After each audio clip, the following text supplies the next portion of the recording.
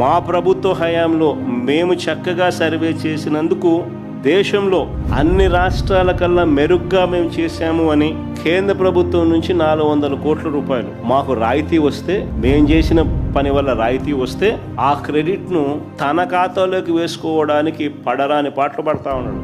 ఇంకా మళ్ళీ అబద్ధాలుగా ఏ స్థాయి లేకపోయినాయనంటే పట్టాదారు పుస్తకాలపై QR కోడ్ ఆయనే తెచ్చినాడంట. అసలు నిజంగా ఈ స్థాయిలోకి ఒక మనిషి ముఖ్యమంత్రి స్థానంలో ఉంటూ, ఆయన కన్నా నేను కొడుకు వయసులో ఉన్నా, మా నాయన ఆయన ఇద్దరు సమకాలికులు, నేను కొడుకు వయసులో కూడా నాతో కూడా కాంపిటీషన్ చేయలేకున్నాడు. మా నాయనకత దేవుడు రీసర్వేలో ప్లాటినం గ్రేడింగ్ను సాధించింది అని కేంద్ర ప్రభుత్వం డిసెంబర్ 20, 2023లో పార్లమెంట్లో అడిగిన ప్రశ్నకు సమాధానంగా వాళ్ళు పొందుపరిచిన రిప్లై. అందాక ఆయన చేసిన ఆరోపణలు ఏం కావాలా?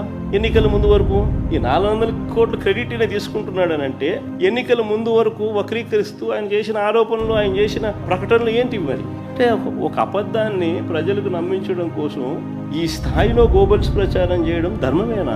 ప్రజల జీవితాలతో చెలగాడలాడడం న్యాయమేనా?